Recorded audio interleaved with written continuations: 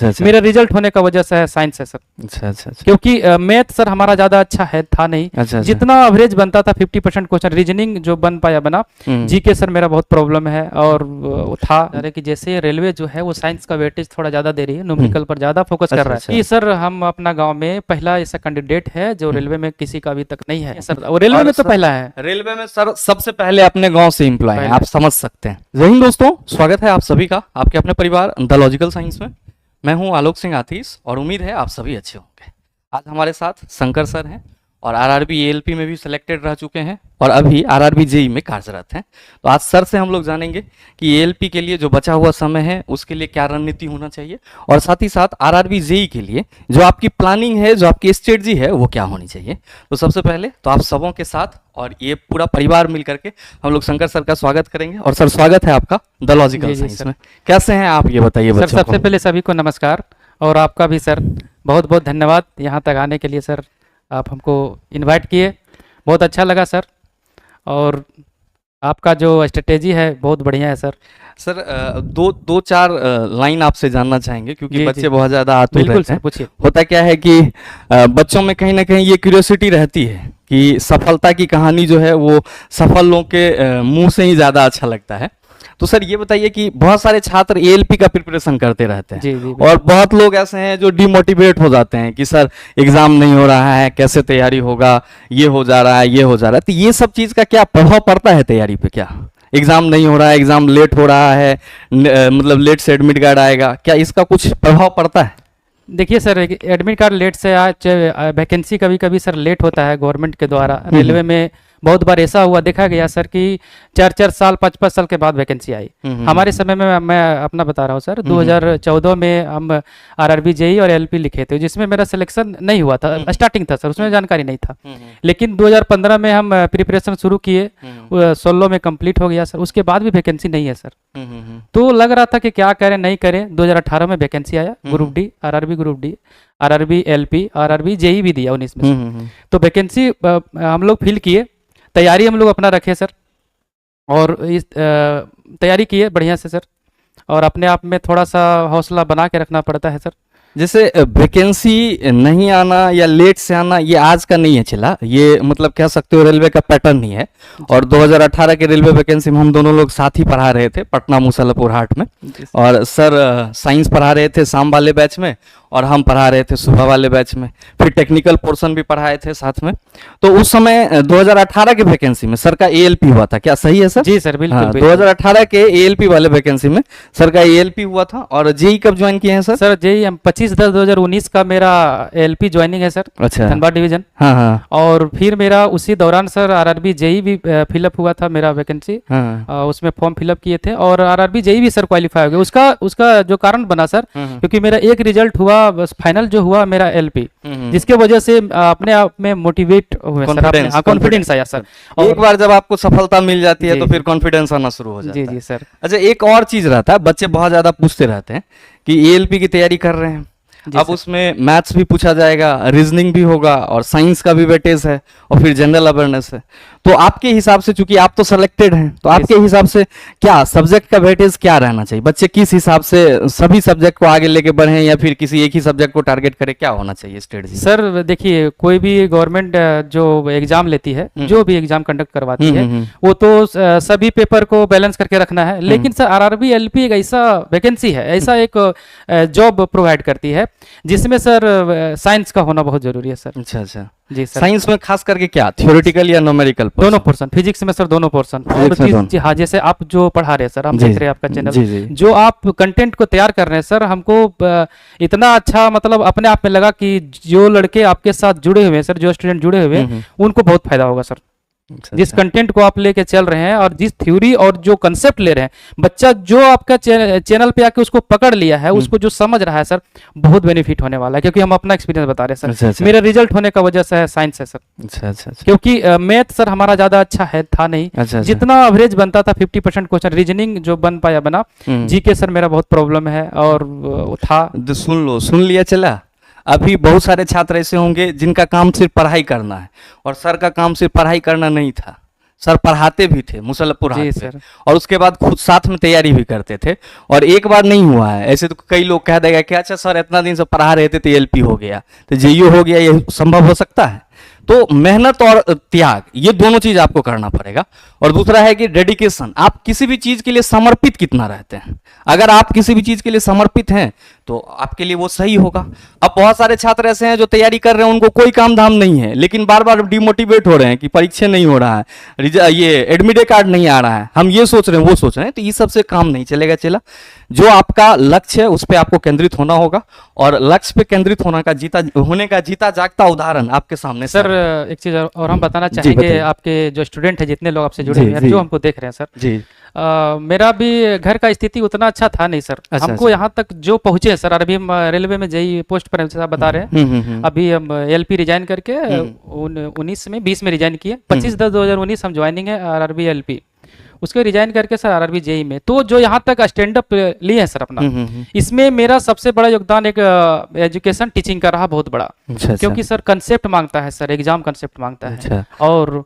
और सर बताना चाहेंगे 2016 में हम एसएससी जेई लिखे थे, अच्छा, जिसमें पीटी हुआ सर, बहुत अच्छा मार्क्स से हुआ। अच्छा अच्छा अच्छा सीबीटी 1 हुआ था, 109.5 कटअप था, मेरा 131 था सर, 131 था। अच्छा अच्छा। तो सीबीटी 1 बहुत अच्छा गया। सीबीटी 2 भी हुआ सर, 136 कटअप रहा से, और 177 था, लेकिन सर मेरिट नहीं बन पाया। उसमें जो डिमोटिवेट अपने आप में हुए, लेकिन फिर से खड़ा होना पड़ा सर हमको। और रेलवे देख रही थी कि नहीं, कुछ बच्चों के साथ अन्याय हो रहा है, वैकेंसी तुरंत प्रोवाइड करवाई, चाहे मेरा किस्मत बोलिए या और कुछ, तो उसमें हम लगे सर। अच्छा सर, आरआरबी जेई के लिए क्या स्ट्रेटजी होना चाहिए? RRB क्योंकि आरआरबी जेई का भी वैकेंसी आया जी हुआ है, बिल्कुल बिल्कुल और लगभग सीट भी है, 7911 के पदों पे वैकेंसी है। जी। तो मतलब आरआरबी जेई के भी छात्र हैं, वो अगर प्रिपरेशन करना चाहें तो वो किस तरह से जी अपना सर, देखिए इसमें जितने भी लोग एएलपी का तैयारी कर रहे हैं, जितने, वो लगभग सर डिप्लोमा या बीटेक भी किए होंगे। हाँ जरूर जरूर। तो जो हम अपना मैकेनिकल डिपार्टमेंट से बता रहे हैं, जी, मैकेनिकल जी, में जी, बता रहे हैं सर, मेरा जी। मैकेनिकल है।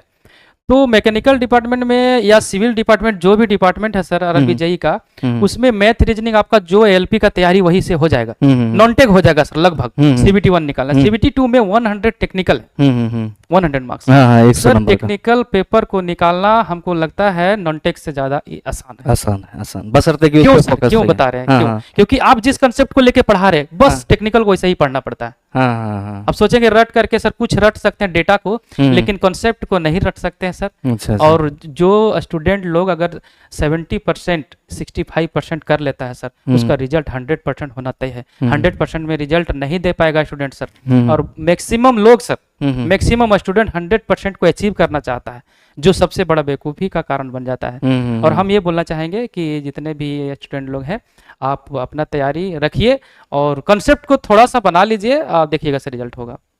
मतलब कुल मिला के यही है कि अगर आप जेई भी फॉर्म डाले हैं, एएलपी भी डाले हैं, टेक्नीशियन भी डाले हैं, तो चले जी आपको नॉन टेक के लिए बहुत ज़्यादा परेशान नहीं होना है जी कि जेई के लिए हमारा नॉन टेक कैसा होगा, क्या होगा, क्या सर? बिल्कुल सर, बिल्कुल। आपका नॉन टेक यहीं से, मैथ रीजनिंग यहीं से यहीं से complete हो चला जाएगा। जाएगा।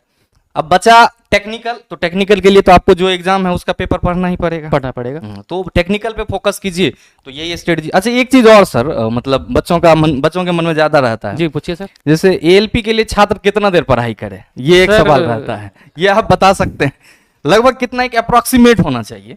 अप्रोक्सीमेट का बात करें सर, तो देखिए सर, पढ़ाई 2 तरीके से होता है। कोई 2 घंटा में कवर कर रहा है, मान लीजिए 20 क्वेश्चन, जी। और कोई 1 घंटा में उसको या 50 मिनट में कवर कर रहा है। तो डिपेंड करता है सर कि हम उसको गेन कितना कर रहे हैं या हमारा कंसंट्रेशन कितना है। लेकिन बात करें घंटे का सर, तो हम बोलेंगे कि आप फ्री होके पढ़ाई करिए सर, अच्छा फ्री होके पढ़ाई करिए। हाँ, हाँ। ये नहीं सोचिए कि घंटा देख के घंटा देख के पढ़ाई नहीं करिए। आपको लग रहा है कि हमको नौकरी लेना है, तो क्वेश्चन को देखिए कि ये क्वेश्चन मेरे लिए स्पेशल होने वाला है। अच्छा अच्छा। हम नौकरी का चाहत मेरे अंदर है सर, तो घंटा दिखेगा नहीं आपको। मतलब सीधा सा कहने का मतलब ये है कि जैसे ही चला प्रेशर लेके कि हमरा 10 घंटा पढ़ना है तभी नौकरी होगा, ये वाला बात लेके देखिए बैठोगे पढ़ने के लिए, तो पता चला कि 10 घंटा की आधो घंटा नहीं पढ़ पाया। जैसे ही तुमको पढ़ाई में मन लगना शुरू हो जाएगा कि हाँ हमको सब्जेक्ट समझ में आ रहा है, और समय आपको ना दिखे, तो आप समझ जाइए कि आप सफलता की राह पे जा रहे हैं। जी सर, मतलब बिल्कुल, कहने का मतलब यही है बिल्कुल सर। कोई बॉन्डिंग नहीं है कि हम 8 घंटा पढ़ेंगे, कोई टारगेट नहीं है कि 8 घंटा पढ़ेंगे तो ही हमारा रिजल्ट होगा। हम 2 घंटा, 3 घंटा, 4 घंटा हमारे माइंड के मतलब बिल्कुल कैपेबिलिटी के अनुसार डिपेंड करेगा कि हमको कितना देर क्या करना है। क्या सर एक चीज और बताना चाह रहे हैं हम, जी बताइए ये ना। बताना चाह रहे हैं कि जैसे रेलवे जो है वो साइंस का वेटेज थोड़ा ज्यादा दे रही है, न्यूमेरिकल पर ज्यादा फोकस कर रहा है। अच्छा। रेलवे न्यूमेरिकल को फोकस क्यों करता है सर? क्योंकि न्यूमेरिकल ही थ्योरी को लाता है सर। ये बात तो न्यूमेरिकल ही थ्योरी, जो न्यूमेरिकल बना है वो थ्योरी से बना है। हाँ, हाँ। और जिस स्टूडेंट का अगर न्यूमेरिकल नहीं बन रहा है उसका थ्योरी कमजोर होगा सर, हाँ बिल्कुल, वो बिल्कुल। अपने आप में कमजोर करेगा। हम्म। इसीलिए अगर कोई स्टूडेंट या कोई विद्यार्थी लोग अगर न्यूमेरिकल को बना ले रहा है सर, तो उसके पास 10 क्वेश्चन उसके पास और आ जाएगा। मतलब रेलवे में कुल मिला के अगर सक्सेस होना चाह रहे हैं तो साइंस में न्यूमेरिकल आपको बेहतर करना पड़ेगा। बेहतर करिए सर, और बेहतर करने का जो आप पढ़ा रहे हैं काफी है, आप जो दे रहे हैं सर आप लोग कंटेंट समझ ही पा रहे होंगे कि आपको ज्यादा से ज्यादा फोकस कहाँ करना पड़ेगा। और ये बात सच भी है चला कि जब तक आप मतलब फिजिक्स हो या केमिस्ट्री हो, जब तक आप उसके थ्योरी वाले सवाल को जवाब दे रहे हैं तब तक तो आपको लगेगा आसान है। लेकिन न्यूमेरिकल एबिलिटी वो आपके मेंटल एबिलिटी को चेक करता है कि कैलकुलेशन पावर आपका जी कैसा है। सर। और ये कैलकुलेशन पावर आपका तभी आएगा जब आप उस पर प्रैक्टिस करेंगे। अब ये कहेंगे कि हम 6 महीना सूद के थ्योरी पढ़ लिए हैं, एग्जाम से 10 दिन पहले हम न्यूमेरिकल बना लेंगे, तो संभव नहीं है। इसके लिए आपको शुरुआत से तैयारी करना होगा। और बहुत लोगों के मन में ये भी होगा कि हम सिर्फ एलपी के लिए न्यूमेरिकल पढ़ रहे हैं, तो ये भरम अपने आप में ना पाले, क्योंकि रेलवे सभी एग्जाम में लगभग न्यूमेरिकल दे रही है। हाँ, एनटीपीसी में भी ग्रुप आ जाता है। यहाँ तक कि ग्रुप डी में दे रहा है ग्रुप डी का तो सर खैर पैटर्न ही बदल गया है। पैटर्न ही बदल गया। इस बार जो ग्रुप डी 2022 में सवाल पूछे गए हैं, अगर आप सर गौर से देखेंगे तो लगभग, हम ये नहीं कह रहे हैं कि 30 मार्क खान या तुरम खान हम ही हैं जी सर, लगभग जो लोग पढ़ा रहे थे जी। कहीं ना कहीं उनके कंटेंट को अनमैच कर गया है लगभग, क्योंकि सीधा सवाल एनसीईआरटी एक्सरसाइज और एग्जाम्पलर से उठा के दे दिया गया था, बिल्कुल कट कॉपी पेस्ट दे दिया गया था। तो जो छात्र एनसीईआरटी पे पकड़ किए होंगे उनका बेहतर हुआ है, जो नहीं किए उनका दिक्कत हुआ है। बिल्कुल। रेलवे में जो लोग सर इंटरेस्टेड है, जो लोग आपके छात्र या हमारे भी छात्र बोलिए, जो भी जाना चाह रहे हैं, बहुत लोगों की इच्छा है कि नहीं रेलवे में नौकरी करना है और होना भी चाहिए, हमारा भी इच्छा था। तो रेलवे से रिलेटेड अगर कोई और कुछ पूछना चाहते हैं आपके थ्रू या मेरे थ्रू, पूछ सकते हैं कि कैसा डिपार्टमेंट है सर, जेई का, एलपी में क्या करना, टेक्नीशियन का क्या काम। कोई आपको अगर क्वेरी हो तो आप नीचे कमेंट करके जरूर बताइएगा। बाद बाकी बहुत ज्यादा लंबा वीडियो नहीं रखेंगे, और उम्मीद है कि आप कुछ समझ पाए होंगे शंकर सर से जो ये बताना चाह रहे थे। ये हमेशा याद रखिएगा कि डेडिकेशन और आपका मेहनत ही आपको सफलता की ओर ले जाएगा। बाद बाकी इस दुनिया में कुछ भी नहीं है जो आपको सफलता की ओर ले जाए। सफलता के लिए सर हम बोलना एक और बात चाह रहे हैं कि जो लोग प्रयास किए हैं, जो लोग कंटिन्यू है सर लगातार कोई भी चीज को पकड़ के, तो उसको सर सफलता मिलेगी। बिल्कुल बिल्कुल। क्योंकि सर हम अपना गांव में पहला ऐसा कैंडिडेट है जो रेलवे में किसी का अभी तक नहीं है, और मेरा रिजल्ट सर 4 रिजल्ट हो, डीआरडीओ एक बताना बोल गए 0.001 से मेरा डिस्क्वालीफाई हो गया। मतलब सर के गांव में कोई गवर्नमेंट जॉब का एम्प्लॉय नहीं है सर, और रेलवे में तो पहला है। रेलवे में सर सबसे पहले अपने गांव से एम्प्लॉय है, आप समझ सकते हैं। आपके मन में अगर रेलवे में डिपार्टमेंट के रिगार्डिंग जो भी डिपार्टमेंट कुछ भी समस्या लगे तो नीचे कमेंट कीजिएगा, आपके कमेंट का रिप्लाई जरूर दिया जाएगा। बहरहाल मिलते हैं अगले वीडियो सेशन में, आज के लिए इतना ही, तब तक के लिए best of luck, thank you, have a nice day. धन्यवाद।